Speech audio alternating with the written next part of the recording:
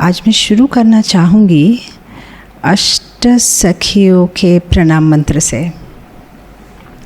तो पहले राधा कृष्ण का प्रणाम मंत्र कहेंगे और चैतन्य महाप्रभु, और फिर अष्ट सखी का प्रणाम मंत्र। अगर एडमिन के पास में ये है तो स्क्रीन शेयर कर सकते हैं।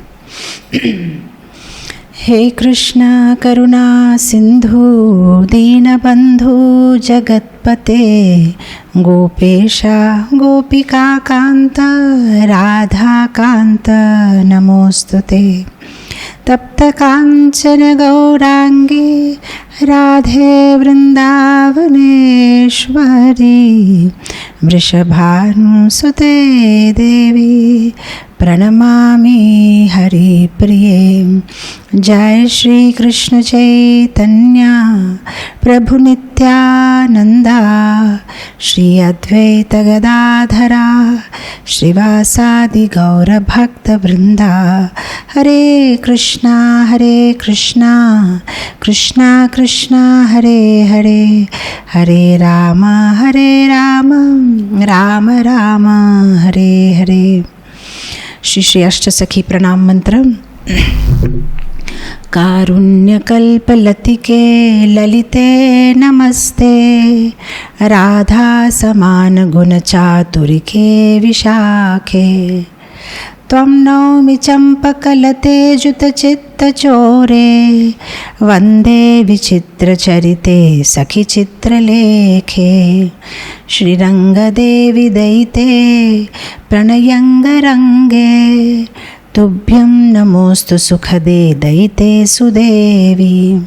विद्या विनोद सदनेऽपि च तुङ्गविद्ये पूर्णेन्दुखन्दन खरे सुमुखीन्दुलेखे। अष्ट सखी गण की जय, व्रजभूमि वृंदावन धाम की जय, परम प्रेष्ठ सखी गण की जय, वृंदावनेश्वरी श्रीमती राधा रानी की जय, कृष्णचंद्र भगवान की जय। कल का थोड़ा सा रिकैप देते हुए, कल हमने चर्चा की कि राधा रानी का तत्व काफ़ी रहस्यमय है, काफ़ी जटिल है समझने में, लेकिन फिर भी सुनना ज़रूरी है, क्योंकि अगर हम सुनेंगे तो हम पवित्र होंगे। इनफैक्ट भगवद गीता के 700 श्लोक का सार भगवान नवम अध्याय में एक श्लोक में देते हैं। वे कहते हैं, मन मना भव मद्भक्तो मध्याजी माम नमस्कुरु ममे वैश्यसि युक्तवैवम आत्मा नाम मत्परायण। मेरे पास आना चाहते हो तो अपने मन को मुझ में निवेश करो। और किसी में अपना मन निवेश करना मतलब उनके बारे में जानना बहुत ज़रूरी है, तभी हम हमारा मन उनमें निवेश कर पाएंगे। हम जितना भगवान के बारे में सुनेंगे जानेंगे, उतना हमारा भगवान के ऊपर आकर्षण बढ़ेगा, उनके पास में जाने के तीव्रता, एक भावना हमें आएगी और हमारी भक्ति में हम सीरियस होंगे। इनफैक्ट 11th कैंटो में एक श्लोक आता है जिसमें भगवान कहते हैं कि अब मैंने मेरी लीलाओं का काफ़ी प्रकट किया है। अब इन लीलाओं को देख के जो जीव है वो आकर्षित होके भगवत धाम आना चाहेगा। अब मेरा काम यहाँ ख़त्म हुआ, इसलिए मैं अब स्वधाम वापस जा रहा हूँ। उसका मतलब ठाकुर जी भी जो है, ये पूरी प्लानिंग, ये जो भौम लीला होती है, भौम वृंदावन लीला एक टीज़र की तरह होती है हमें आकर्षित करने के लिए।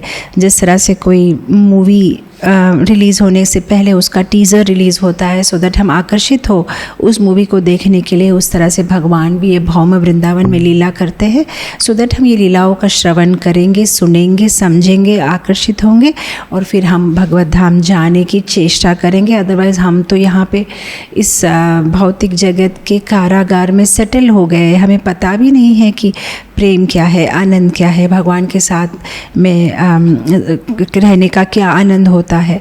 तो ये सारी जो है भगवान लीलाएं करते हैं हमें आकर्षित करने के लिए। इनफैक्ट मैं कल ही सोच रही थी कि जब हम ये अष्टसखी लीलाओं की चर्चा करते हैं तो जितना भगवान की लीला चर्चा करेंगे हमारे दैनिक जीवन में भी हम हर चीज़ को भगवान के साथ रिलेट कर सकते हैं। इनफैक्ट कल मैं एक किताब लिख रही हूँ भगवान की अलग अलग लीला पे, पता नहीं भगवान ही जाने ख़त्म कब होगी। तो एक कथा में लिख रही थी जिसमें राधा रानी को जब सजाते हैं तो राधा रानी थोड़ी सी जल्दी में होती है ठाकुर जी को मिलने के लिए, तो एक चीज़ सखियाँ नहीं लगा पाती, वो है काजल। तो जब भगवान के पास में पहुंचती है, वो क्या है, झूलन यात्रा का दिन है, तो ठाकुर जी उनको एकदम अपनी गोद में बिठाते हैं और कहते हैं कि राधा आज कुछ तो कमी है तुम्हारे श्रृंगार में। और फिर ठाकुर जी कहते हैं हाँ, काजल नहीं लगाया तुमने। और फिर ठाकुर जी वहाँ ही एक शिला पे अपना हाथ मलते हैं और राधा रानी को अंजन लगाते हैं। तो वो शिला जहाँ से ठाकुर जी ने राधा रानी को अंजन माने काजल लगाया था, वो अभी भी आप देख सकते हो। 2 वर्ष पहले मैंने पूरे अष्टसखी के जो विलेजेस हैं, गांव है, उसकी पूरी एक यात्रा की थी। तो तब हम ये इंदुलेखा सखी के गांव में गए थे और वहाँ पे हमने उस अंजन शिला का दर्शन किया। तो अभी भी अगर आप अपने हाथ लगाओगे तो काले हो जाएंगे हाथ एकदम। वहाँ पे ठाकुर जी ने उनको काजल लगाया था। तो जब मैंने ये लीला पहली बार सुनी थी 2 साल पहले जब हम गए थे, तो बिलीव मी, अब एवरी सिंगल डे जैसे हम काजल लगाते हैं स्त्रियाँ, तो वो लीला याद आती है कि ठाकुर जी ने राधा रानी को काजल लगाया था। तो इमेजिन करिए, जैसे जितना ज़्यादा सुनेंगे हमारे जीवन की छोटी छोटी चीज़ों में हम उनको याद करेंगे। काजल लगाया तो उनको याद किया, या जैसे अरबी की सब्ज़ी हम बनाते, अच्छा राधा रानी को अरबी अच्छी लगती, राधा रानी को कढ़ी अच्छी लगती, तोते क्यों देखते, अच्छा राधा रानी, तोता तो राधा रानी का क्या कहते हैं ना, मैसेंजर है, उनका काफ़ी प्यारा है। मोती की माला पहनेंगे तो हमें मुक्त चरित्र याद आएगा, हाँ वो बड़े बड़े मोती, ऐसा हुआ था वैसा हुआ था। हर एक चीज़ हम हमारे जीवन में भगवान से रिलेट कर पाएंगे, हम भगवान को याद कर पाएंगे, और वही तो हमारे जीवन का उद्देश्य है। बिकॉज भगवान कहते हैं मन मना भव मद भक्तो मद्याजी माम नमस्कुरु ममे वैश्य से युक्त एवं आत्मा न मत परायणा, मेरे परायण होना है। तो उनके परायण होना है, उन्हें हर पल हमारे स्मरण में रखना है, तो बहुत ज़्यादा श्रवण करना है, तब हर पल स्मरण में भगवान आएंगे। तो एनीवे, ये कहते हुए हम आगे बढ़ेंगे क्योंकि आज हमें वो अष्टसखियों की लीला ख़त्म करनी है उसे। तो ये अष्टसखियाँ काफ़ी स्पेशल है। इनफैक्ट हर एक अष्टसखी की भी एक अष्टसखी है। मतलब जैसे हमने कल ख़त्म किया विशाखा देवी, तो विशाखा देवी की भी 8 सखी है और उनकी भी बहुत सुंदर सुंदर लीलाएँ हैं। आज सिर्फ अष्टसखी कंप्लीट करेंगे, और अगर समय ने हमारा साथ दिया तो शायद 1-2 मंजरी की कथाएं भी मैं आपको सुनाऊंगी। तो कल हमने कंप्लीट किया जादुई अश्रु की बूंद, ललिता देवी के साथ कनेक्टेड पास टाइम, कैसे ललिता देवी उनको गोविंद कुंड ले गई थी और वहाँ पे राधा रानी की जो अश्रु की बूंद नीचे गिरी और उसमें से राधा रानी ने उस बूंद में भगवान की प्रतिबिंब देखी, तो वो बन गई जादुई अश्रु की बूंद जिनमें भगवान का प्रतिबिंब दिखता है। इनफैक्ट जैसे ये कहानी जब मैंने पहली बार सुनी थी तो मुझे लगा अच्छा अश्रु की बूंद में कैसे देख सकते हैं, हमारे भी अश्रु गिरते हैं, पर वो जो एक जादुई अश्रु बूंद, मतलब राधा रानी के अश्रु में भी उनको कृष्ण दिखते हैं, उनकी चूड़ी में भी कृष्ण दिखते हैं, वे हर जगह कृष्ण की प्रतिबिंब देखने की चेष्टा में। एक्चुअली हम कृष्ण को देखना चाहे तो हर चीज़ में दिखेंगे, पर हम तो कृष्ण को साक्षात सामने उनकी प्रतिमा भी देखते हैं तो उसमें हम भौतिक दृष्टि से देखते हैं।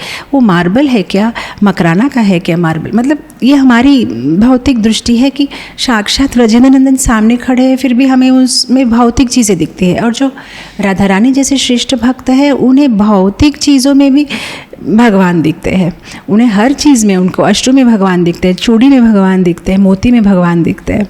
तो कल हमने जादुई अश्रु की बूंद की कहानी की, उसके बाद में हमने विशाखा देवी के साथ संबंधित चुराई हुई अंगूठी की लीला चर्चा की, कैसे ठाकुर जी ने उनकी अंगूठी चुराई।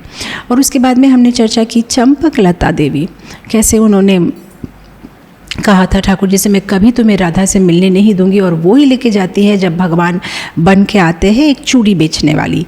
तो अच्छा, कल मुझसे कथा में एक त्रुटि हुई थी, मैं आपको बता रही थी जैसे हर एक सखी गौर लीला में कैसे आते हैं, तो थोड़ी सी मेरी गलती हो गई, मैंने कह दिया था चंपकलता सखी शिवानंद सेन। तो कभी कभी जैसे ना ये लैपटॉप की स्क्रीन में मेरी गलती से टाइप हो गया था, चंपकलता सखी है राघव गोस्वामी गौर लीला में, नॉट राघव पंडित। कभी कभी हम उनसे कन्फ्यूज हो जाते हैं। राघव पंडित धनिष्ठ गोपी ही राघव पंडित बन के आए थे, राघव गोस्वामी जो गोवर्धन में रहते थे, और उन्होंने एक पुस्तक भी लिखी है, भक्ति रत्न प्रकाश।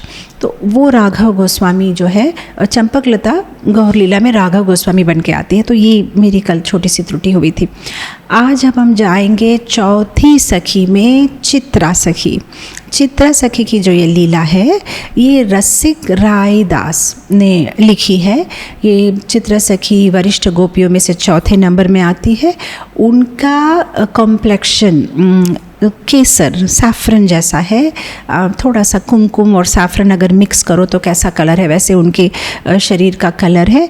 वे राधा रानी से 26 दिन बड़ी है।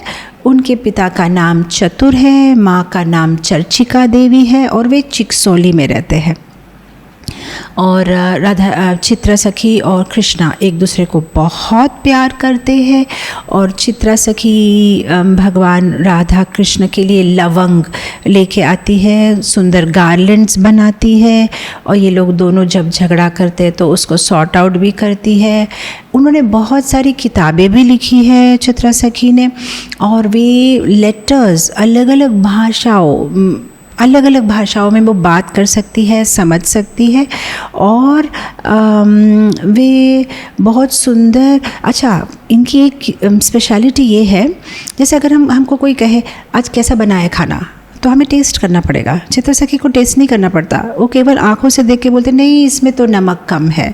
मतलब आंखों से, केवल अपनी ग्लैंस से वो देख के बता सकती है कि किस चीज़ में क्या कम है। उनको ज्योतिष शास्त्र, खगोल शास्त्र का विशेष ज्ञान है, और वे बहुत सुंदर म्यूज़िक भी बजाती है, गार्डनिंग भी करती है। इनफैक्ट बहुत कुछ है, मुझे यहाँ ख़त्म करना पड़ेगा, नहीं तो केवल एक एक सखी का एक एक क्लास एक्चुअली लेना चाहिए। और वो लीडर ऑफ द गोपीज़ है, सबको बहुत अच्छी तरह से गाइड करती है। और एक स्पेशल चीज़ चित्रा सखी की ये है कि वे बहुत सुंदर पेंटिंग करती है। उनके ऊपर में सरस्वती देवी की विशेष ब्लेसिंग है। वो जब किसी को देखती है, ऐसे जैसे पेंटिंग होता है तो कैसे आपको लाइव उस पर्सन को देखना पड़ेगा तभी तो आप उसकी पेंटिंग बना सकते हो, लेकिन चित्रा सखी वो केवल अपने एक बार किसी को देख लिया तो बस अपने मन में बैठ जाता है और वो ऐसे ही पेंटिंग बना देगी, सटीक एकदम एज इट इज़। आपको लगेगा कि बस ये पर्सन वहाँ खड़ा है। तो ये कथा किस संदर्भ में आती है? एक दिन कृष्ण जब गो चरा के वापस आते हैं शाम को, तो यशोदा माता से पूछते हैं, मैया क्या तुम मुझे प्रेम करती हो? हाँ कृष्ण, ये कैसा प्रश्न है, मैं तुम्हें बहुत बहुत प्रेम करती हूँ। फिर कहती मैया मेरी एक मदद कर दो। बोला क्या? बोला मैया श्रीदाम मेरे लिए बहुत रोता है, वो मुझे बहुत प्यार करता है। और जब रात को उसी वृंदावन में क्या होता था कि जब गो चरा के शाम को वापस आ जाते थे तो गोप बालकों को भगवान से दूर होना पड़ता था, क्योंकि उनको अपने अपने घर में जाके रेस्ट लेना पड़ेगा। तो पूरी रात उनको चैन नहीं पड़ता था। कभी रात के बीच में आके दरवाज़ा खटखटाते थे और यशोदा माता कहती थी क्या हुआ? मैया सुबह हो गई। अरे बेवकूफ़, सुबह नहीं हुई, अभी रात है, जाओ सुबह आना। तो पूरी रात वे सो नहीं पाते थे। वे चंद्रमा को कोसते थे कि जल्दी जाओ, जल्दी नीचे जाओ, सूर्य आने दो, सो दैट में हम भगवान के साथ, हम कृष्ण के साथ गो चराने जाएंगे। और जो गोपियाँ हैं वे सूर्य को कोसती थी कि तुम जल्दी नीचे जाओ, सो दैट जल्दी जल्दी कृष्ण जो है वापिस आ जाएंगे गो चरा के और हम पूरी रात उनके साथ में रास लीला में भाग लेंगे। तो ये वृंदावन में चलता था। तो श्रीदाम सखा जो है वो विशेषतर बहुत रोते थे कृष्ण के लिए। कृष्ण को देखे बिना वह एक पल नहीं रह पाते थे। तो भगवान कृष्ण यशोदा माता से कहते कि मैया ऐसा नहीं हो सकता कि आप मेरा कोई चित्र बना के दे दो। और जब श्रीदाम उस चित्र को लेके सो जाएगा, चित्र को देखते हुए, और उसकी उस तरह से रात कट जाएगी और सुबह तो फिर मैं उनके साथ खेलने के लिए चला जाऊंगा। तो यशोदा माता ये बात सुदेवी से कहती है। तो सुदेवी कहती है हाँ मैं एक गोपी को जानती हूँ जो बहुत सुंदर चित्र बनाती है। तो फिर वे चित्रा सखी को यशोदा माता के पास लेके आती है। तो चित्रा सखी कहती है ठीक है मैं बना दूंगी, तो बुलाओ तुम्हारे लल्ला को बाहर, मुझे देखना तो पड़ेगा उसको। तो तब चित्रा सखी जो है भगवान कृष्ण को देखती है और मैया कहती है कि तुम सीधे खड़े रहो, वो तुम्हें देखेगी फिर तुम्हारा चित्र बनाएगी। लेकिन कृष्ण त्रिभंग रूप में खड़े रहते हैं। तो मैया कहती है कम से कम जब तुम्हारा चित्र बन रहा है तब तो सीधा खड़े हो जाओ कान्हा। तो कृष्ण भगवान कहते लेकिन मैया मुझे ऐसे ही खड़े रहना अच्छा लगता है, मेरा ऐसा ही चित्र बनाने के लिए कहिए। तो फिर चित्र सखी उनको देखती है, देखते ही रह जाती है एक टंक, और उसके बाद में वहाँ से चली जाती है। कहती है मैया मैं जल्दी से चित्र बना के दे दूँगी। अब चित्र सखी को विशेष एक बोन था सरस्वती देवी का, तो वो घर जाती है, चित्र बनाना शुरू करती है। अब उनके मन में, आँखों में भगवान की छवि बैठ चुकी है, तो बहुत सुंदर तरीके से पूरा चित्र बनाती है। अब चित्र बनाने के बाद में जब उन्हें चित्र में रंग भरना है, मतलब भगवान का जो कॉम्प्लेक्शन है, तो अलग अलग कलर्स को वो मिक्स करती है। लेकिन कितना भी मिक्स करे वो सेम कलर नहीं आ रहा है जो कृष्ण का है। तो बार बार आंखें बंद करती है कि नहीं ये ब्लैक तो नहीं है, नहीं ब्लू तो नहीं है, हाँ लेकिन ब्लूइश ब्लैक भी मैं जो मिला रही हूँ वो कलर तो नहीं है। तो करे तो क्या करे। सी हम सबको ब्रह्मा ने बनाया है, लेकिन ब्रह्मा को कृष्ण ने बनाया है, तो अब कृष्ण का कलर कहाँ से लेके आए? ये तो सृष्टि में है ही नहीं, तो भगवान का ओरिजिनल ये है, कॉपी तो कर नहीं सकते। अब उनको बड़ी समस्या हो जाती है कि अब मैं करूँ तो क्या करूँ। फिर वे यशोदा माता के पास जाती है कि मैं सब बना चुकी हूँ, बस भगवान के कॉम्प्लेक्शन का कलर मुझे नहीं आ रहा है। और इनफैक्ट वे सरस्वती देवी से भी प्रार्थना करती है, कहती है कि माँ मेरी कोई गलती हो गई है क्या, क्योंकि आपने तो मुझे विशेष आशीर्वाद दिया है, वरदान दिया है कि मैं कोई भी छवि बना सकती हूँ, तो क्यों नहीं आ रहा है मुझे भगवान का, कृष्ण का सही रंग। तो सरस्वती देवी कहती है देखो इसका एक ही सोल्यूशन है, तुम राधा रानी के पास में जाओ, वही जो है तुम्हारा सोल्यूशन निकाल सकती है। तो फिर चित्रा सखी राधा रानी के पास जाती है। राधा रानी निकुंज में बैठी हुई है, वहाँ पे सारी सखियाँ है, और चित्रा सखी जब राधा रानी से कहती है कि राधे मैं कृष्ण का जो है सही रंग नहीं निकाल पा रही हूँ, फिर राधा रानी उनके हाथ पकड़ती है और कहती है मेरी आँखों में देखो, मेरे आँखों में कृष्ण है और तुम्हें जो है वो रंग समझ में आएगा। तो चित्रा सखी तब राधा रानी की आँखों में जब देखती है, राधा रानी की जब उन्हें ब्लेसिंग मिलती है, तब उनको समझ में आता है ओ मैं समझ गई क्या मिक्स करना है। और फिर वो भागती है और फिर वो सही मिक्सिंग करके जो है भगवान का रंग बनाती है, और फिर उस चित्र को यशोदा मैया को देती है। यशोदा मैया कृष्ण को बुलाते, कान्हा बाहर आओ तुम्हें कुछ दिखाना है। तो जब भगवान को वो दिखाती है, कृष्ण कहते हैं मैया आप आईना क्यों दिखा रही हो? अरे आईना नहीं है, ये तुम्हारी छवि है, क्योंकि उनको लगता है ये तो बिल्कुल मेरे जैसा है, ये आईना है क्या? नहीं ये तुम्हारी छवि चित्रा सखी ने बनाई।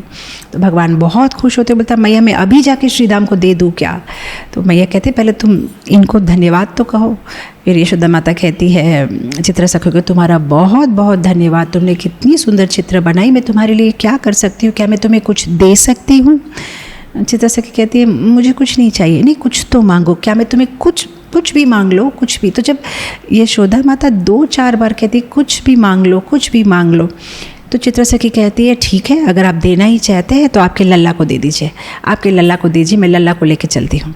तब यशोदा माता एकदम नहीं ये नहीं कर सकती, ये नहीं दे, मैं कभी नहीं दे सकती मेरे लल्ला को। चित्रा सखी हंसती है माँ मैं तो आपके साथ मजाक कर रही हूँ। तो यशोदा माता कहती है चित्रा ऐसा मजाक भी कभी मत करना, मेरे लल्ला को मैं कभी किसी को नहीं दूंगी। और फिर कृष्ण जो वहाँ पे छोटे से बच्चे खड़े, वो कहते हैं हाँ मैं भी मेरी मैया के बिना नहीं रह सकता, और जाके यशोदा माता का आलिंगन करते हैं।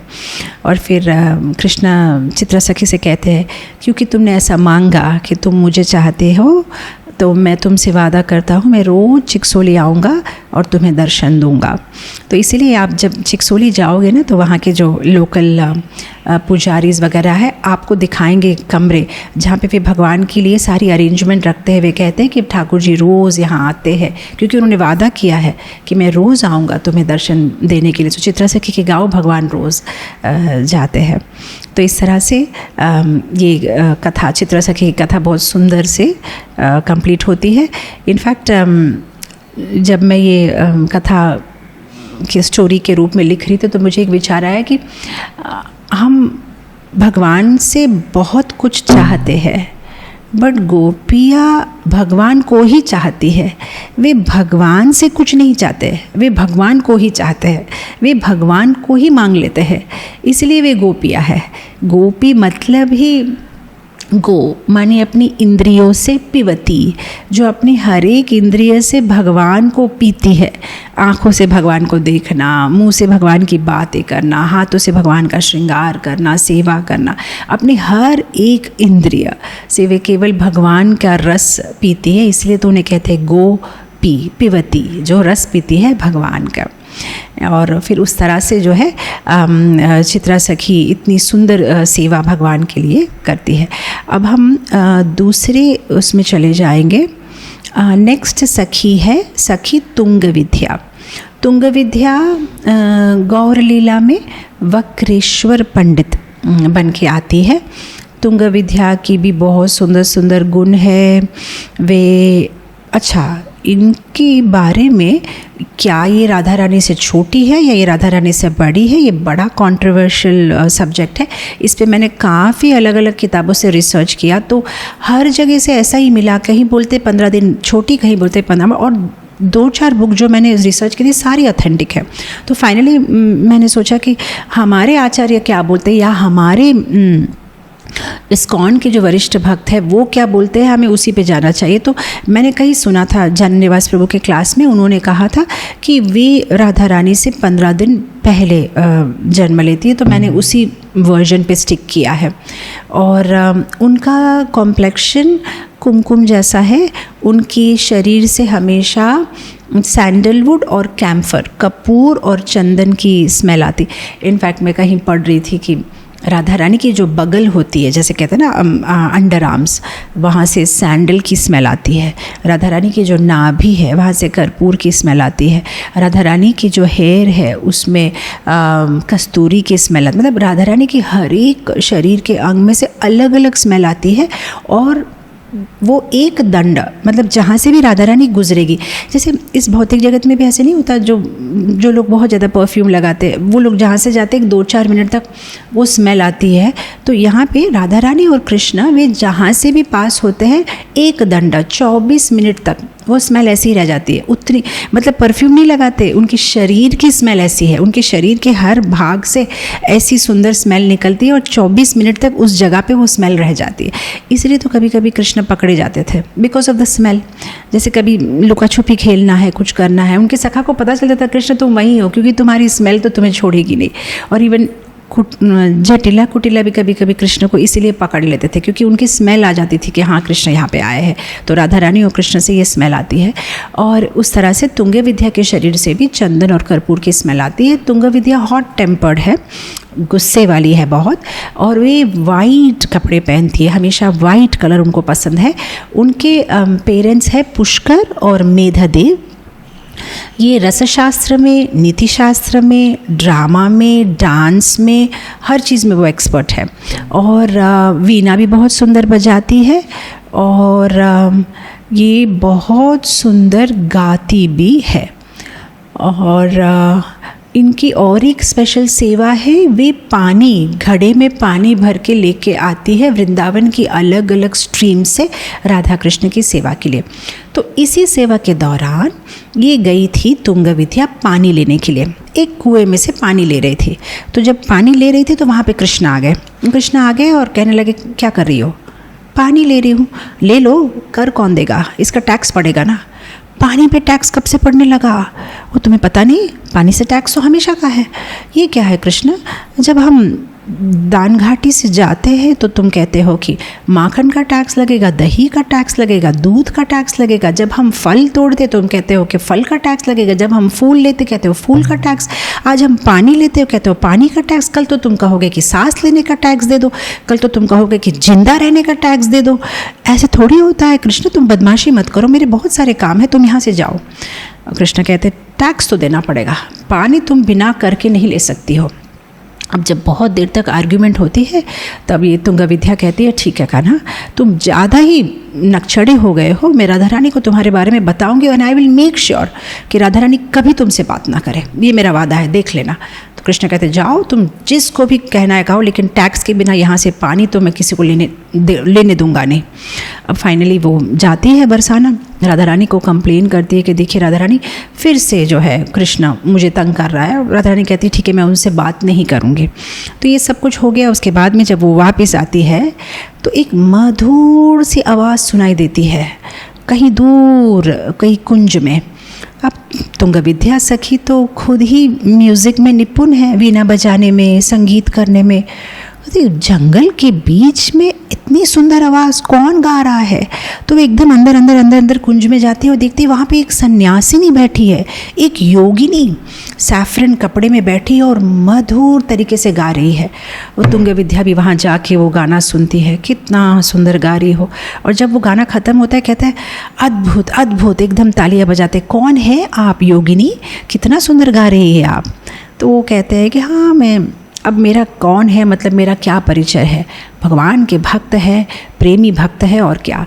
नहीं, मैंने आपको पहले कभी देखा नहीं इस जगह में, आप नहीं आई है, कहाँ से आई है? आइए मैं आपको हमारी राधा जी के पास ले जाती हूँ, आपको कुछ दान वान देंगे। तो कहते हैं, जो योगिनी है वो गुस्सा हो जाती है, कहती है दान? मुझे दान नहीं चाहिए, मैंने दान लेने के लिए ये सन्यासिनी के कपड़े नहीं पहने हैं, मुझे कुछ नहीं चाहिए, मेरे पास तो सब कुछ है। वृंदावन की जो माटी है यही मेरा बिस्तर है, ये जो आकाश है, खुला आसमान, यही मेरा ब्लैंकेट है, ये मेरा कंबल है, ये वृंदावन की जो लताएं है यही मेरा असेट है, यही तो मेरा धन है, मुझे कुछ नहीं चाहिए। हम दान वान लेने के लिए भक्त नहीं बने हैं। ये कहते योगिनी जी आप तो गुस्सा हो जा रही है, मैं तो ऐसे ही आपको कह रही थी कि आप आएंगे, हमारी प्रियो जी से मिलेंगे, हमारी राधा जी से मिलेंगे तो आप बहुत खुश होंगे, आप आइए। हाँ ठीक है, ऐसा कह सकती हो, किसी को मिलने में कोई, पर मुझे किसी से कुछ नहीं चाहिए। नहीं आप आइए, बस आप एक बार सुंदर सा आपका गाना सुना दीजिए, कितना सुंदर आप गा रही है। तो फिर वो जो है योगिनी का हाथ पकड़ के राधा रानी के पास में ले जाती है। राधा रानी है नहीं, अंदर अपने कमरे में विश्राम कर रही है। तो वहाँ पर मिल जाती है कीर्तिदा देवी, राधा रानी की माँ। कहते अरे सन्यासियों को तो पहले मैंने बहुत बार देखा है, सन्यासिनी ये तो कुछ नई बात है। तो प्रणाम वगैरह कहते हैं, उनको बिठाते हैं, कहते हैं कि बहुत अच्छा लगा आपसे मिलके। और फिर तुंग विद्या इंट्रोड्यूस कराती है कि ये सब बहुत सुंदर ज्ञानी है, कितनी सुंदर सुंदर बातें कह रही थी, क्या वैराग्य, क्या त्याग, बहुत महान है। तो तब कीर्तिदा देवी कहती है अगर आप बुरा ना माने तो एक बात पूछूं, मेरी एक सुंदर सी बेटी है, लेकिन इस बेटी को कोई क्या कहूँ, कुछ मानसिक समस्या है। मैं देखती हूँ रात में, बीच रात में उठ जाती है और यमुना यमुना, मुरली मुरली ऐसा कहती हुई रोती है। तो योगिनी कहती है और वो श्यामा श्यामा भी कहती होंगी। हाँ ठीक पकड़ा आपने, कैसे पता चला आपको? हाँ वो श्यामा श्यामा भी कहती है और रोती है। हाँ मैं तो जानता हूँ। ओ उसका मतलब आप त्रिकाल ज्ञानी हैं, आपको सब पता चल गया। हाँ मुझे पता है आपकी बेटी में क्या समस्या है, मुझे पता है। तो क्या आपकी कुछ मदद कर सकते हो? हाँ पर पहले आपकी बेटी को बाहर तो लेके आओ, मुझे देखना पड़ेगा। तो तब ये लोग राधा रानी को बाहर लेके आते हैं और फिर कहते हैं हाँ मुझे इनका समस्या समझ में आ गया है, इनके आसपास कुछ नकारात्मक शक्तियाँ घूम रही है, मुझे कुछ करना पड़ेगा, इसका सोल्यूशन मेरे पास है। तो क्या कर सकते हैं आप? तो एक काम करना है, ये जो नकारात्मक शक्तियाँ घूम रही है इनके पास में, मैं इनको दूर भगाऊँगा, उसके लिए मुझे उनके साथ में नृत्य करना पड़ेगा। तो कहते हैं हाँ करिए। तो राधा रानी को कहते हैं योगिनी का हाथ पकड़ो, नृत्य करो और जो है वे सारी जो नेगेटिव ऊर्जा है उसको निकाल देंगे। राधा रानी कहते हैं मुझे नहीं करना इनके साथ कोई नृत्य। तो कीर्तिदा कहती है कि अगर वो नहीं करना चाहते तो आप मेरे साथ नृत्य कर लीजिए, ये हम नकारात्मक ऊर्जा को निकाल देते हैं। योगिनी कहते हैं आपके साथ नृत्य करने से नहीं होगा, जिनके इर्द गिर्द ये शक्तियाँ घूम रही है उनके साथ ही करना पड़ेगा। तो अब राधा रानी को वो लोग मनाते हैं कि योगिनी ही तो है, सन्यासिनी ही तो है, क्या हो जाएगा, नृत्य कर लो। अब राधा रानी ठीक है और मान जाती है। तो जब इनके हाथ पकड़ते हैं ये योगिनी, अब राधा रानी के साथ जब नृत्य करते हैं तो राधा रानी को कुछ डाउट आता है और वे कहते हैं आपने काजल क्यों लगाया है? अब सन्यासिनी मतलब वैराग्य होना चाहिए, काजल वाजल क्यों लगाया है आपने? अब ये नृत्य करते करते योगिनी कहती है ये बादाम का बनाया हुआ काजल है, हिमालय में मैं घूम रहा था तब किसी ने मुझे ला के दिया, कोई साधु पुरुष, मैं उसका अपमान नहीं करना चाहता था इसलिए मैंने ले लिया। आप तो पान खा रही है, सन्यास तो पान नहीं खाते, सन्यासी नहीं, आप पान क्यों खा रहे? ओ ये पान, ये तो विष्णु का प्रसाद है, मैं मानसरोवर गया था तो वहाँ पे साक्षात विष्णु जी का प्रसाद कोई लेके आया तो इसलिए मैंने जो है इसको स्वीकार किया। ओ आप इतनी कम उम्र में क्यों ऐसी सन्यासिनी बन गए? उम्र का क्या है, उम्र का क्या है, हमें भगवान की जो है प्राप्ति करनी है, इसमें उम्र का कुछ नहीं होता है, आत्मा की तो कोई उम्र ही नहीं होती। ओ आप काफ़ी सुंदर बोलती है। आपकी संप्रदाय क्या है, कौन से संप्रदाय? ओ हमारी संप्रदाय प्रेम संप्रदाय। ओ आपके गुरु कौन है? प्रेम गुरु। ओ अच्छा, आपके अच्छा, ये तो अच्छा, पर इतनी कम उम्र में आपने संसार छोड़ दिया, अगर फिर आपको संसार में जाने की इच्छा हुई तो? नहीं, एक बार जब ये जो उत्तम प्रेम का रस का स्वाद कोई ले लेता है तो इस भौतिक संसार के कड़वे रस पे और कोई रुचि नहीं होती। ओह अच्छा, काफ़ी सुंदर। तो आपके जीवन का उद्देश्य क्या है योगिनी? तो ये सब नृत्य करते हुए बात हो रहे हैं। तो तब जो है हमारी योगिनी कहती है, जीवन का उद्देश्य, मेरे जीवन का उद्देश्य है तुम्हारी सुंदर सुंदर आँखों को देखते रहना राधे, मैं तुम्हारा हूँ, मैं तुम्हारा। अरे ये क्या हो रहा है, ये क्या कह रही है योगिनी? और ऐसे कहते कहते कहते भगवान जो है मूर्छित हो जाते हैं। जैसे भगवान मूर्छित होते हैं तब देखते हैं किसी योगिनी की जो झोली थी उसमें से वेणु निकलती है और सबको समझ में आता है कि ये कौन है, ये योगिनी, ओ ये तो कृष्ण है। और फिर सारी गोपियाँ जो है वो मिल के उनकी पिटाई करती है कि कितना बदमाश है, सन्यासिनी बन के आ गए। और सबसे ज़्यादा तो दुख तुंग विद्या को होता है कि मैंने कहा था कि मैं मिलने नहीं दूंगी राधा रानी से और मैं ही उनको लेके आ गई कृष्ण को, और वो बहुत ही दुख करती है। तो इस तरह से जो सखिया है वे राधा रानी और कृष्ण का जो रस है उसको बढ़ाती है, कभी उनसे उनके बीच में झगड़ा लगवाती है तो कभी फिर उनको मिलाती है। तो उस तरह से श्रीमती राधा, इनफैक्ट हम जब कथा बोलते हैं तो हम राधा कृष्ण हम ऐसे कह देते हैं, बट एक्चुअली जब भी राधा रानी का नाम बोला जाए तो ऐसे कहना चाहिए श्रीमती राधा रानी।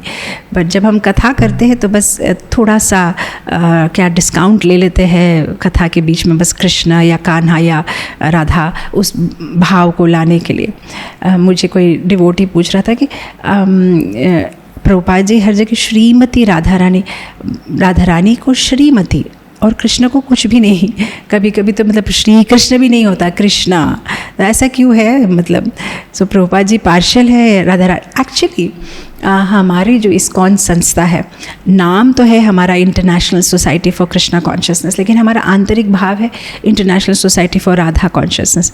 हमारे आचार्य कहते हैं कि हम तो कृष्ण को केवल इसीलिए पूजते हैं क्योंकि राधा रानी उन्हें प्रेम करती है। अगर राधा रानी उन्हें प्रेम नहीं करती तो हम कृष्ण को नहीं पूजते, क्योंकि हम तो राधा रानी के भक्त हैं। क्योंकि जो विष्णु की पूजा करते हैं उन्हें वैष्णव कहते हैं, जो कृष्ण की पूजा करते हैं उन्हें काष्णव कहते हैं, लेकिन हम तो गौड़िया है, हम तो राधा रानी की पूजा करते हैं। और हमारी राधा रानी को ये कृष्ण पे मन आ गया है, इसलिए हमें कृष्ण की पूजा करनी पड़ती है, बट हमारे लिए तो राधा रानी, तो श्रीमती राधा रानी। तो स्पेसिफिकली प्रभुपाद ने श्रीमती राधा रानी इसीलिए डाला है और उस पर जोर दिया है क्योंकि अदरवाइज़ राधा रानी को केवल एक साधारण गोप कन्या समझेंगे, एक साधारण सी गोपी जो दूध दूते हैं और दूध और दही बेचती है मथुरा में। नहीं, Shrimati Radha Rani, she is the goddess of fortune, वे साक्षात लक्ष्मी देवी है। तो इसलिए जो ये कृष्ण के बारे में ऐसा ना भी लगाए तो ठीक है, अब सब जानते हैं, बट राधा रानी के तत्व के बारे में कई संप्रदाय में उनको काफ़ी कन्फ्यूजन है। कृष्ण को मानते हैं लेकिन राधा तत्व पे थोड़ा सा झिझकते हैं। तो इसलिए प्रभुपाद जी वेरी पर्टिकुलर, श्रीमती राधा रानी, ये श्री है, ये लक्ष्मी देवी है, लक्ष्मी देवी की सोर्स है राधा रानी। सारी लक्ष्मी के जो रूप है वे राधा रानी से ही उत्पन्न होते हैं। तो इसलिए साधारण लोग कंफ्यूज ना हो, तो इसलिए श्रीमती राधा रानी।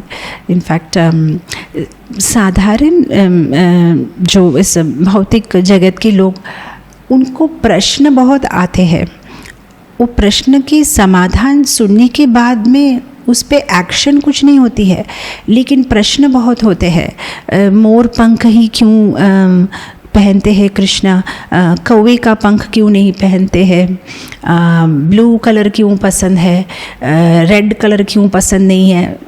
अजीब अजीब से उनके प्रश्न होते हैं। कभी कोई एक डिवोटी मुझे पूछ रहा था, राधा रानी को तिलक क्यों नहीं लगाते, वो भी तो भक्त है, उनको भी तिलक लगाना चाहिए। तो ऐसी अलग अलग, तो मैं बता रही थी कि राधा रानी भक्त है और एक्चुअली तिलक लगाने का भाव ही है कि तिलक माने भगवान कृष्ण के लोटस फीट और तुलसी देवी।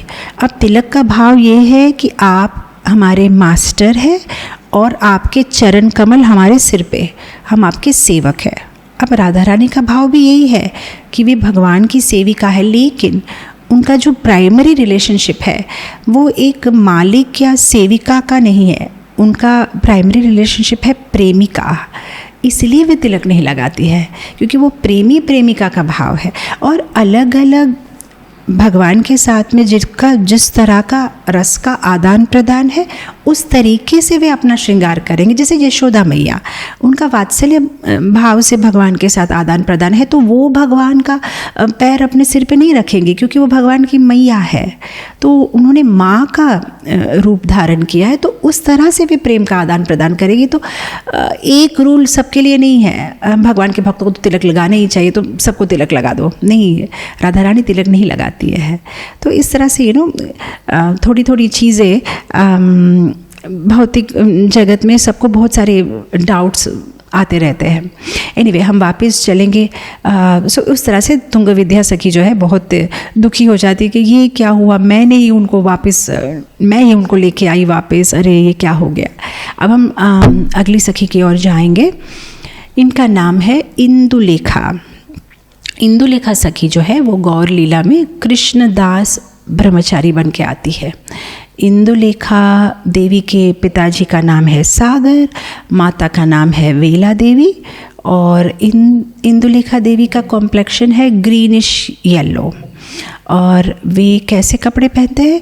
प्रोमोग्रेनेट फ्लावर्स जो होते हैं ना, दाना प्रोमोग्रेनेट, उसके फ्लावर्स का कलर कैसा होता है? ग्रीनिश, लाइट स्कारलेट कलर होता है, स्कारलेट, वैसे वो कपड़े पहनते हैं।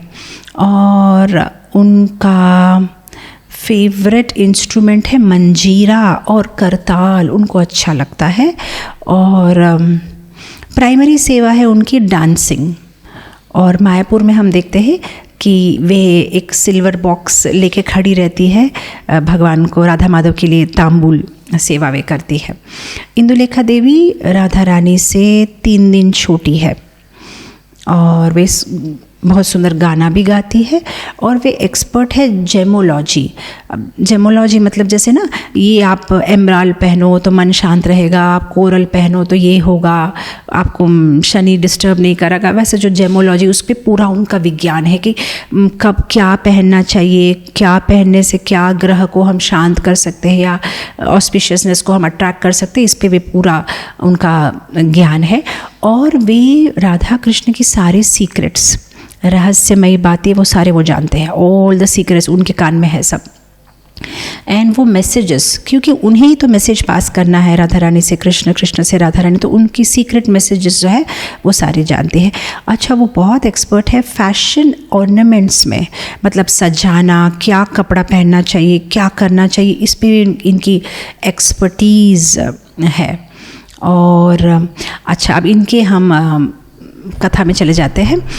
इंदुलेखा देवी जो है वे राधा रानी, क्योंकि वो फैशन में एक्सपर्ट है, तो वो राधा रानी को सजाती है बहुत सुंदर तरीके से, कैसे चुन्नी होनी चाहिए, कहाँ होनी चाहिए, कैसे पहनानी चाहिए, क्या यहाँ पे पहनना चाहिए, पूरा उनका एक्सपर्टीज़ है। और ऐसे करके वे राधा और कृष्ण को कितना आनंद देती है, क्योंकि जब राधा रानी देखने में बहुत ज़्यादा सुंदर लगती है और जब कृष्ण उनके सामने देखते हैं तो कृष्ण का आनंद बढ़ जाता है। हाँ राधा, आज तो तुम और भी सुंदर लग रही हो। तो जब कृष्ण का आनंद बढ़ता है तो कृष्ण को आनंदित देख के राधा रानी का आनंद और बढ़ जाता है, और जब राधा रानी का आनंद बढ़ जाता है तो वे और भी सुंदर दिखती है, क्योंकि वो इतनी आनंदित है, और क्योंकि वो और भी सुंदर दिखती है तो कृष्ण का आनंद बढ़ जाता है। अब जब कृष्ण का आनंद बढ़ जाता है, वो देख के राधा रानी का आनंद और बढ़ जाता है। अब ये एक ऐसा अनलिमिटेड साइकिल है कि वहाँ कोई स्टॉप नहीं है। जैसे इस भौतिक जगत में हमें कोई चीज़ अच्छी लगती है, हाँ अच्छी लगती है, एक बार, 2 बार, 3 बार, 5वें बार हाँ अच्छी ही है, अब उतना क्या है, धीरे धीरे क्या है, law of diminishing marginal utility, अब धीरे धीरे उसकी जो एक एक्साइटमेंट, एक क्रेज़ है वो कम हो जाती है। बट एक्चुअली राधा और कृष्ण के प्रेम में उसका उल्टा होता है। जितने बार वो लोग मिलते हैं उतनी बार प्रेम और बढ़ता है, मतलब ये कभी कम ही नहीं होता। तो एक्चुअली ये प्योर लव है। भौतिक संसार का जो प्रेम है वो घटता है, एक्चुअली प्रेम घटना नहीं चाहिए। नारद भक्ति सूत्र में नारद मुनि प्रेम की परिभाषा देते कि एक्चुअली प्रेम क्या है। वे कहते हैं कि if you want to know pure love क्या है, गुण रहितम, वो 3 गुणों से परे है, कामना रहितम। प्योर लव में कोई कामना या डिज़ायर नहीं होती है, बस एक ही डिज़ायर होती है कि सामने वाले की डिज़ायर पूरी करे। कामना रहितम, अपना कोई स्वार्थ नहीं होता, अनकंडीशनल लव। प्रतीक्षण वर्धनम, प्रेम प्रतीक्षण बढ़ता ही जाता है, बढ़ते ही जाते हैं, बढ़ते जाते, कम नहीं होता है। कल जितना प्यार करते थे उससे आज 10 गुना ज़्यादा प्यार करते हैं। अविच्छनम, कभी ऑब्स्टेकल्स, कुछ स्टॉप नहीं है इसका कि हाँ अब ख़त्म हो गया, ऐसा नहीं है। सूक्ष्म, सूक्ष्मतरम, सटल है। अनुभव रूपम, ये बहुत, इस पे कभी और चर्चा करेंगे, बट ये जो पर्टिकुलर श्लोक जो नारद मुनि बताते हैं ये काफ़ी इम्पॉर्टेंट है, क्योंकि हम कभी कभी सोचते हैं हाँ हम कृष्ण को प्रेम करते हैं, बट एक्चुअली प्रेम क्या है, कैसे होना चाहिए प्रेम, उसके बारे में नारद मुनि इतनी सुंदर तरीके से और गंभीर तरीके से प्रेम के लक्षण को समझाते हैं। तो anyway, coming back to our topic, Indulekha बहुत एक्सपर्ट है और वे बहुत सुंदर तरीके से राधा रानी को सजाती है। सी इनफैक्ट एनीवे, मैं थोड़ी सी टेम्प्ट हो रही हूँ, ऑफलाइन जा रही हूँ, बट ये मैं आपसे शेयर करना चाहती हूँ कि राधा रानी की जो ऑर्नामेंट्स कैसे सजाना है वो भी एक कला है एक्चुअली, और उसके पीछे बहुत सारे मैसेजेस है। ऐसे नहीं कि ओ ये मुझे अच्छा लगा चलो राधा रानी आज आप ये पहन लो, ये एक पूरा साइंस है। इनफैक्ट श्रीनिवास आचार्य के एक शिष्य है यदुनंदन, उन्होंने एक किताब लिखी है मंजरी श्रृंगार रहस्य, उसमें सारे डिटेल्स दिए हुए और वो काफ़ी इंटरेस्टिंग है कि राधा रानी जब कुछ पहनती थी तो क्यों पहनती थी, उसके पीछे कारण है। जैसे कभी राधा रानी ने ऐसा कुछ पहन लिया, जैसे लेडीज़ नहीं लगाते कभी कभी गोल करके बाल को फ्लावर्स लगाते हैं और फिर उस पर कोई एक रेड फ्लावर ऐसा लगा देते हैं, तो कभी कभी राधा रानी जैसे चंद्रमा हाफ मून लगाती थी।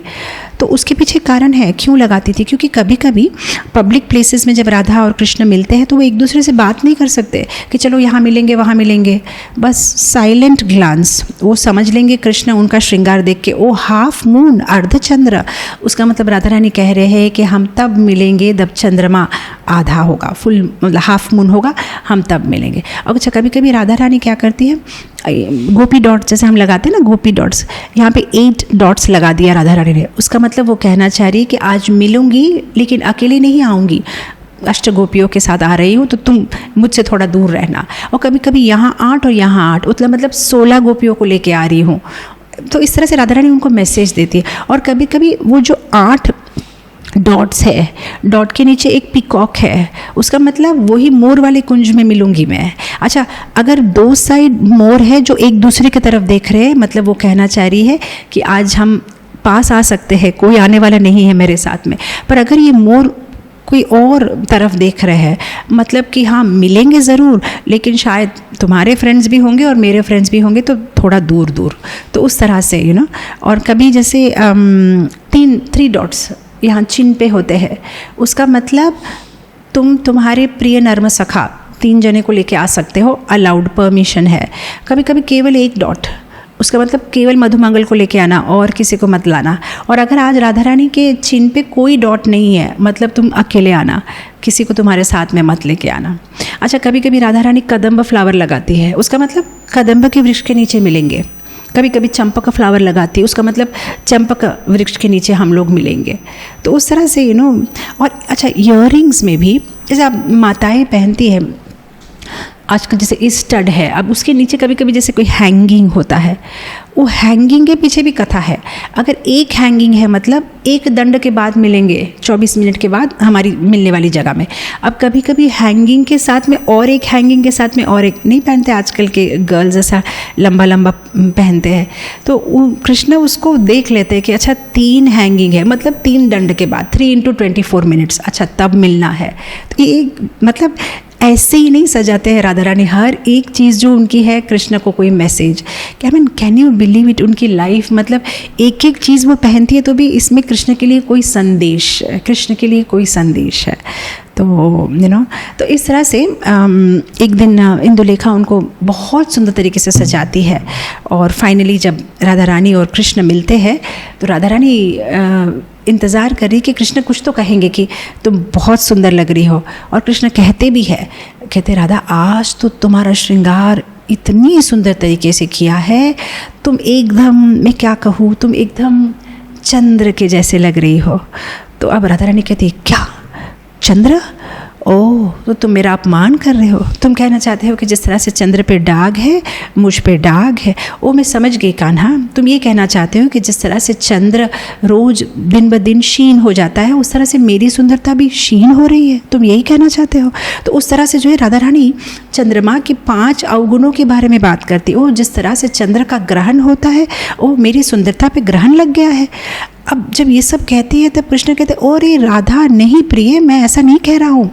अरे तुम तो बिल्कुल गलत मतलब निकाल रही हो। अरे तुम्हें पता नहीं कृष्णा, मैं समझ गई हूँ। जिस तरह से चंद्रमा का अपना कोई आभा नहीं होती है, वो जो है सूर्य से उस पर किरण पड़ती है, इसलिए चंद्रमा प्रकाशित है। तुम कहना चाहते हो कि मेरी अपनी कोई आभा नहीं है। अब कृष्ण कहते ओ राधा तुम मुझे बोलने तो दो। अरे तुम्हें पता नहीं चंद्र के कितने सुंदर सुंदर गुण हैं। अगर चंद्रमा ना हो तो ये पौधे, ये सारे, इसमें कोई रस नहीं होगा, चंद्रमा ही रस देते हैं। ये सारी औषधियाँ चंद्रमा से बनती है। तुम तो मेरे जीवन की औषधि हो, तुम ना हो तो मेरा क्या होगा राधा। तो इस तरह से भगवान जो है चंद्र के अलग अलग अच्छे गुण बताने लगते हैं। जब इतना सब कुछ पूरा हिस्ट्री बताते हैं चंद्र का, पीछे देखते हैं तो राधा रानी चली गई है, ऑलरेडी वहाँ से चली गई है, वो सुनना भी नहीं चाहती है। अब कृष्ण कहते हैं ये क्या हुआ, मैं तो कुछ अच्छा ही कह रहा था, इसका तो मुझे लेने का देना पड़ गया, ये मेरा क्या हो गया। अब कृष्ण बैठे बैठे जो है रो रहे हैं। अब वहाँ पे फिर इंदुलेखा सखी आती है, कहती है कृष्ण क्या हुआ। मैं क्या कहूँ सखी, मैंने केवल कहा कि वो चंद्र के जैसे देख रहे हैं। इंदुलेखा कहते यही तो तुम्हारा समस्या है कृष्ण। तुमको कितनी बार कहा गया है चंद्र, ये वर्ड मत यूज़ करो, क्योंकि तुम जब चंद्र कहते हो तो राधा रानी को लगता है कि तुम्हें चंद्रावली की याद आ रही होगी, तो इसलिए राधा रानी गुस्सा हो जाती है, तुमने क्यों ऐसा कहा। अब कृष्ण कहते हैं ओ इंदुलेखे, मैं तुम्हारे चरणों की कदम व फूलों से पूजा करूँगा, राधा को कैसे भी करके मना के लेके आओ। कहती ठीक है मैं कोशिश करूँगी। तो फिर अभी इंदुलेखा जाती है राधा रानी को ढूंढने की, वे कहाँ है। अब देखती है राधा रानी भी एक कुंज में बैठ के रो रही है, लेकिन जब पास से देखती है तो क्या हुआ है, राधा रानी नहीं रही। वे इतना रो रही है और इतना ज़्यादा कृष्ण को याद कर रही है कि उनका पूरा शरीर काला पड़ गया है और वह कृष्ण बन गए। अब इंदुलेखा कहती है ये तो बड़ी समस्या है, राधा रानी ही कृष्ण बन गई है। और अब कृष्ण के भाव में राधा रानी कहती है कहाँ है मेरी राधे। अब इंदुलेखा सिर पकड़ती है कि ये राधे ढूंढ रहे हैं और अब ये भी राधे को ढूंढ रहे हैं, अब मैं राधे को कहाँ से लाऊं जब राधा रानी ही कृष्ण बन गई है। तो फिर उस तरह से फिर वो जो राधा रानी जो कृष्ण बन गई है उनको कृष्ण के पास में लेके आते हैं। तो उस तरह से जो है वो दोनों को मिलाते हैं और वे कहती है कि कृष्ण को देखो कृष्ण, मुझे पता नहीं है राधा कहाँ चली गई है, मैंने जो है तुम्हारे किसी जुड़वा को देखा तो मैं लेके आया। एक काम करूँ, अगर तुम्हें इतना ही विरह लग रहा है मैं चंद्रावली के कुंज में जाके उनको बुला लूँ। तो जो हमारे ओरिजिनल कृष्ण कहते हैं कि नाम भी मत लो चंद्रावली का, राधे के सिवाय मेरा कोई नहीं है।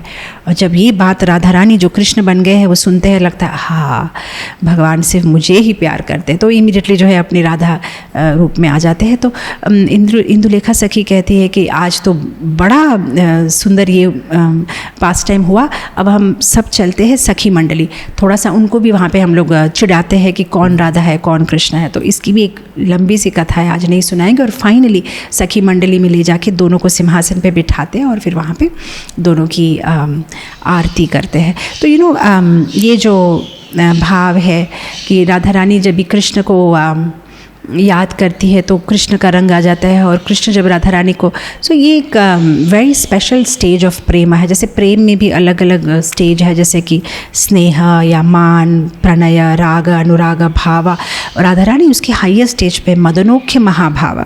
तो वो जब कृष्ण को याद करती है इतनी ज़्यादा कृष्णमयी हो जाती है कि वे कृष्ण बन जाती है, कृष्ण जैसे दिखने लगती है। सो राधा रानी कभी कृष्ण और कृष्ण कभी जो है राधा के भाव में आ जाते हैं। इनफैक्ट ब्रह्मवैवर्त पुराण में कहते हैं कि भगवान को राधा रानी इतनी प्रिय है कि भगवान खुद ये कहते हैं कि अगर कोई राधा नहीं केवल कोई कहीं राह कहते हैं तो मैं फ्रीज़ हो जाता हूँ, सारे काम छोड़ के किसने कहा राह, और अगर उसके बाद में धा कह देते हैं तो बस हो गया, मैं उस भक्त के पीछे पीछे भागता हूँ जो मेरी राधा का नाम लेते हैं। अवश्य जब भी मैं ये कोट करती हूँ ना तो सारे भक्त कहते हैं फिर हम हरे कृष्ण महामंत्र क्यों करते हैं माता जी, फिर हमें तो राधे राधे ही बोलना चाहिए, क्योंकि कृष्ण राधे राधे बोलने से कृष्ण हमारे पास आएंगे।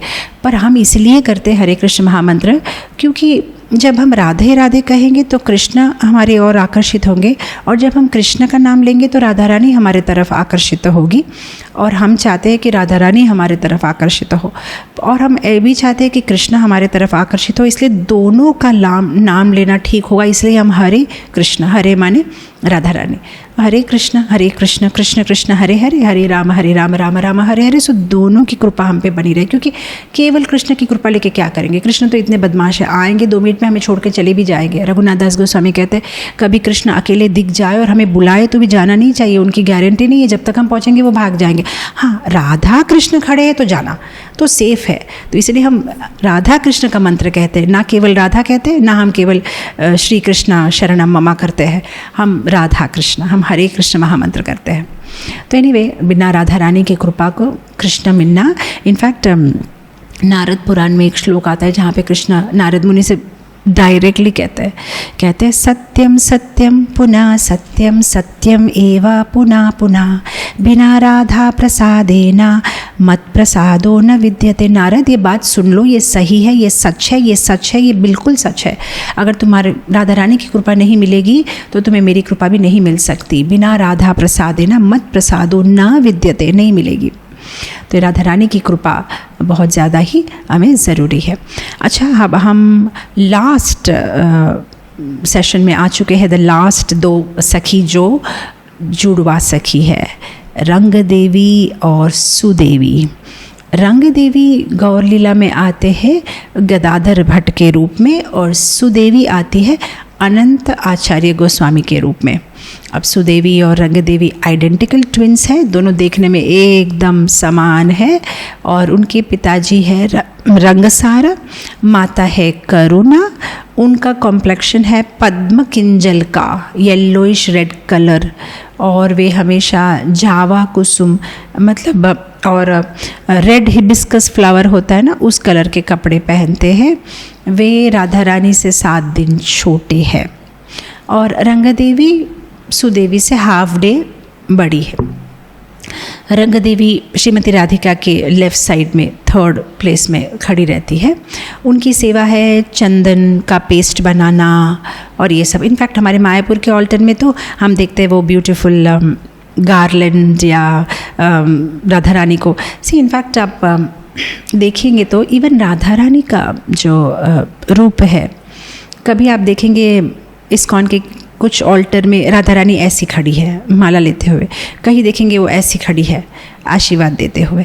तो ये अलग अलग रूप जो है राधा रानी के। इनफैक्ट इसके पीछे भी एक कथा है 734, ये कथा मैं बताती हूँ। एक्चुअली ये जो ट्रेडिशनल राधा रानी का जो ये पोस्टर है, इसके पीछे एक बहुत स्पेशल कथा है। आप प्राय देखोगे राधा रानी का ऐसा पोस्टर होता है विद दैट लोटस फ्लावर। किसी किसी मंदिर में ऐसा भी है, क्योंकि व्रज के जो रसिक आचार्य है उनका मानना है कि अगर राधा रानी नृत्य के पोजीशन में खड़ी रहती है डांस करती हुई, तो कृष्ण उन्हें छोड़ के कभी नहीं जाते।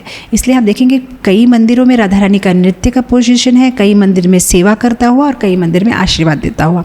लेकिन ये आशीर्वाद देता हुआ जो ट्रेडिशनल गौड़ीय रूप है, इसके पीछे एक बहुत सुंदर कथा है। हमेशा राधा रानी मान करती है और कृष्ण मनाते हैं, रेगुलर है। तो एक दिन राधा रानी कहती है, मैं मान करती हूँ और तुम मुझे मनाते हो, पर तुम कभी मुझसे नहीं रूठते हो।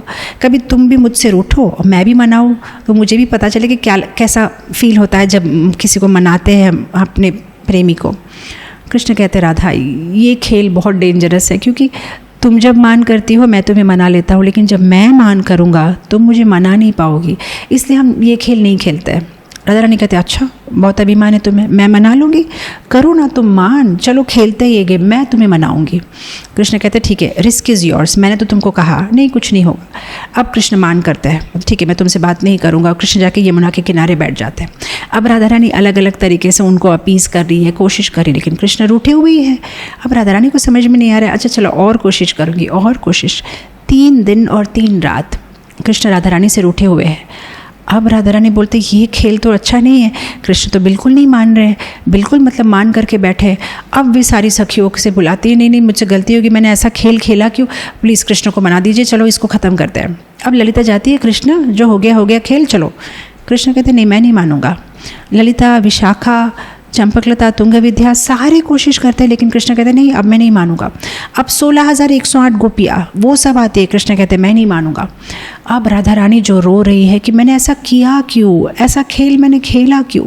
अब राधा रानी यमुना के तट पे बैठ के जोर जोर से रो रही है और उनके जो आंसू निकल रहे हैं उस आंसू से यमुना पूरी भर जाती है, फ्लड हो जाती है। और फिर साक्षात यमुना देवी बाहर आती है और कहती है राधा तुम जिस तरह से रो रही हो, मैं तुम्हारे इस पेन को, इसको मैं और देख नहीं पा रही हूँ, क्या मैं कोशिश करूँ कृष्ण को मनाने की। हाँ क्यों नहीं, तुम कोशिश करो। अब यमुना देवी बाहर आती है।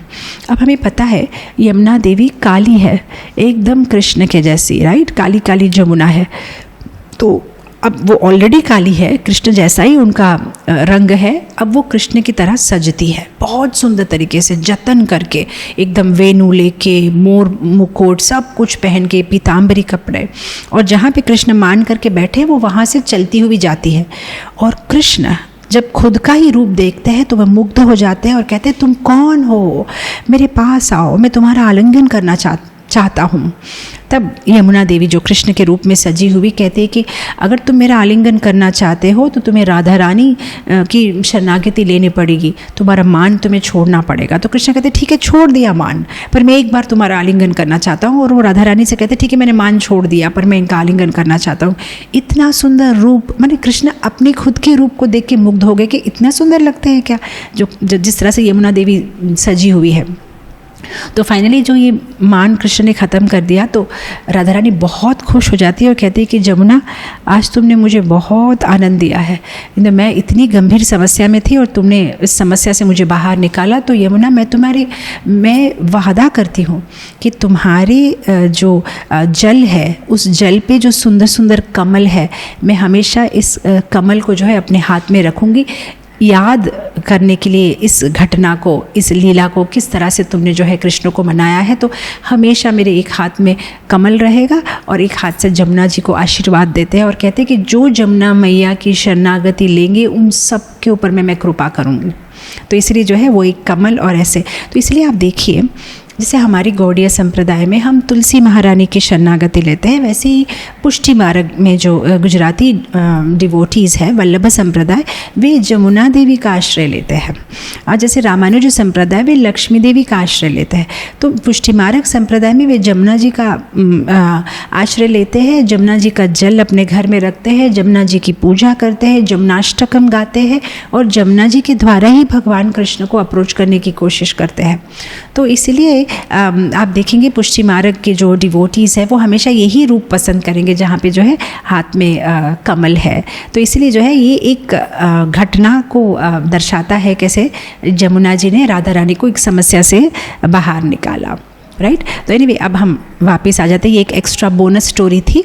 तो सुदेवी और रंग देवी, अब सुदेवी के साथ संबंधित एक सुंदर सी कथा है। एक बार ऐसा होता है कि सुदेवी राधा रानी को सजा रही है, सजाना हो गया, अब लास्ट में बाकी था कान के कुंडल। अब जैसे वो कान की कुंडल पहना रही है तभी कृष्ण ने वेणु बजा दी। राधा रानी जैसे ही कृष्ण वेणु बजाते कहते मैं और 1 मिनट भी नहीं रुक सकती, मुझे जाना है। सुदेवी कहते पर एक ही तो बाकी है, मैं अभी पहनाऊँ, आपके कर में आभूषण अभी तक मैंने पहनाए नहीं है। तो राधा रानी कहते कर्ण क्या सही आभूषण है भगवान कृष्ण की वेणु सुनना, यही मेरे कर्ण के आभूषण, मुझे और कोई आभूषण नहीं चाहिए। और वो भागती है कृष्ण को मिलने के लिए। अब सुदेवी को मन में आता है गुस्सा, इस वेणु ने मेरी सेवा मुझसे छीन ली, मैं इस वेणु को छीन लूँगी। तो दूसरे दिन वो क्या करती है, दोपहर को जब कृष्ण सो रहे होते हैं गोविंद कुंड के पास, वो वेणु चोरी कर लेती है और जाके राधा रानी को बोलती रखो अपने पास, आप बजाओ इसको, ये मैंने आपको, नहीं क्यों लेके आ गई तुम, नहीं इस वेणु ने मेरी सेवा जो है कल डिस्टर्ब की थी, मैं नहीं दूंगी अब कृष्ण को, आप अपने पास रखो। तो ये सब जब बातें चल रही है कृष्ण उठ जाते हैं और देखते मेरी वेणु कहाँ है, किसने चोरी की मेरी वेणु, कौन चोरी कर सकता है। तो कहते मैं तो सबसे बड़ा चोर तो मैं ही हूँ वृंदावन में, हाँ ये अष्टसखियाँ बदमाशी कर सकती है, उन्होंने ही ली होगी मेरी वेणु। तो भगवान भागते हुए राधा रानी के कुंज में आते हैं और कहते दे दो। तो सुदेवी कहते क्या दे दे, जो तुमने लिया है दे दो।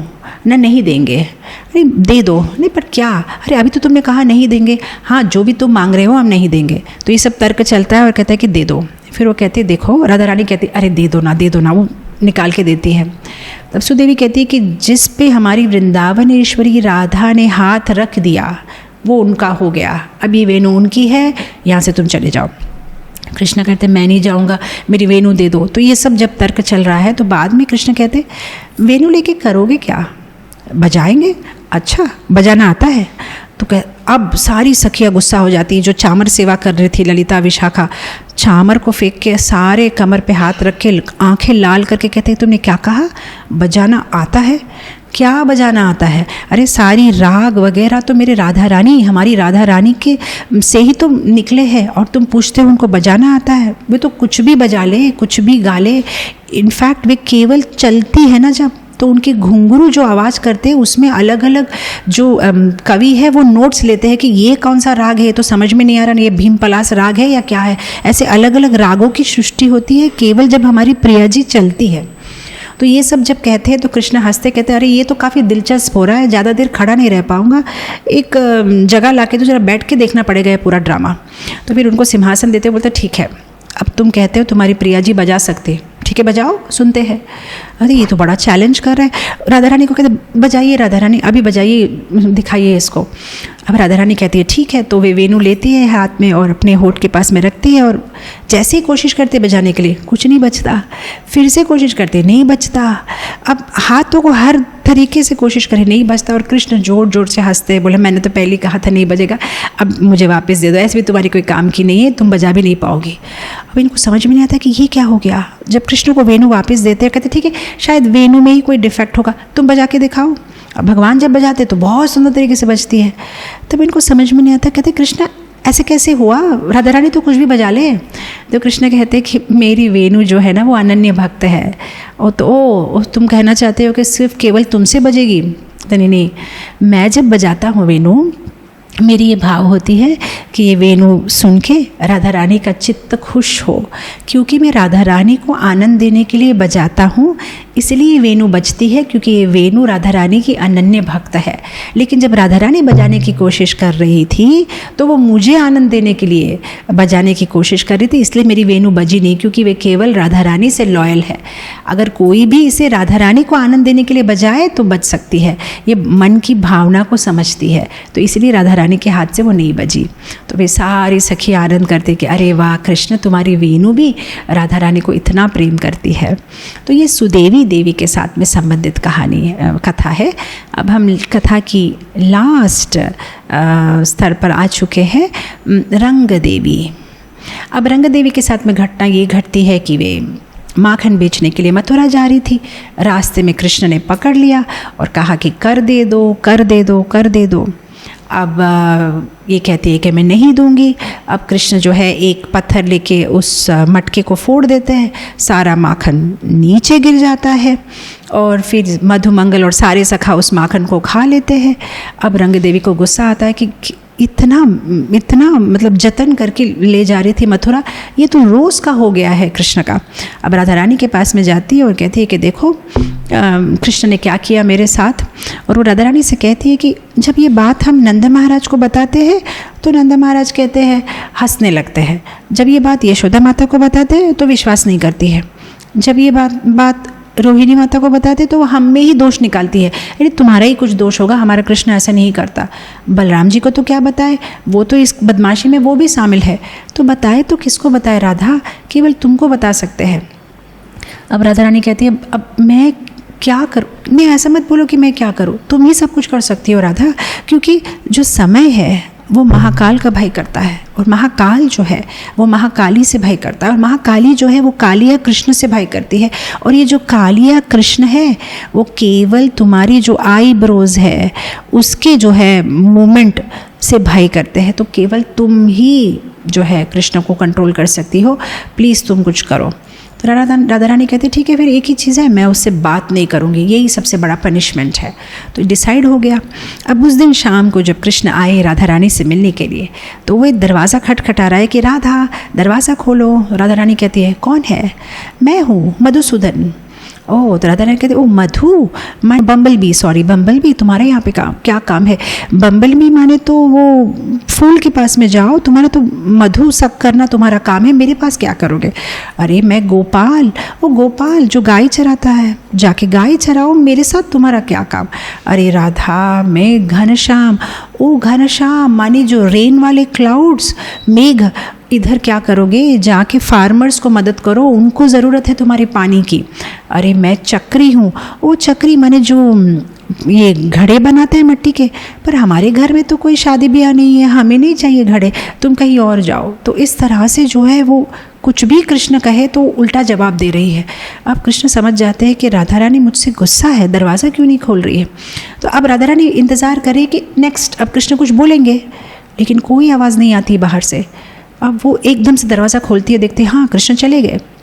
जब एक्चुअली चले गए, अभी तक तो मज़ा आ रहा था कि वो कुछ बोल रहे, राधा रानी कुछ, जब चले गए तब सडनली राधा रानी सोचते कि ये मैंने क्या किया, शायद कृष्ण नाराज़ होकर चले गए, शायद वो और कभी नहीं आएंगे वापस, ये मैंने बहुत गलती किया, मुझे ऐसा नहीं करना चाहिए था, और एकदम ज़ोर ज़ोर से रोने लगी। तो वहाँ पे फिर रंग देवी आती, कहते राधा क्या हुआ? नहीं देखो, तुमने कहा था बात मत करो, लेकिन देखो अभी कृष्ण नाराज़ होकर चले गए, वो कभी नहीं मिलेंगे मुझसे। नहीं ऐसा नहीं है, तुम क्यों चिंता करती हो, मैं अभी लेके आती हूँ, तुम रोना बंद करो, मैं अभी कृष्ण को लेके आती हूँ। रंग देवी जाती है कृष्ण को ढूंढने के लिए। वो देखते कृष्ण यमुना के किनारे बैठे और छोटे छोटे पत्थरों को जो है यमुना के जल में डाल रहे हैं, और वो भी रो रहे हैं। अब क्या करे, ये सब तो उन्होंने ही किया है, उनको ऐसा बोलना ही नहीं चाहिए था राधा रानी को कृष्ण से मत बात करो। अब वो कैसे मनाए? फिर वो जाके कृष्ण से कहते कृष्ण कैसे हो आज? अरे तुम रो रहे हो, बलराम जी से झगड़ा हुआ क्या? नहीं तो। अच्छा मधुमंगल से झगड़ा हो गया? नहीं तो। अच्छा यशोदा माता ने डांटा? नहीं तो। फिर क्या हुआ, रो क्यों रहे हो? क्या तुम्हारा कुछ गुम गया, मैं ढूंढ के लाऊं? तो कृष्ण कहते हैं ओ रंग देवी, मैं क्या बताऊँ, मेरा तो सब कुछ गुम गया, मैं आई हैव लॉस्ट एवरीथिंग, सब कुछ चला गया। नहीं क्या हुआ? नहीं देखो राधा रानी मुझसे बात नहीं कर रही है। अब कृष्ण को पता नहीं इसका कारण यही है, कहते राधा रानी मुझसे बात नहीं कर रही है।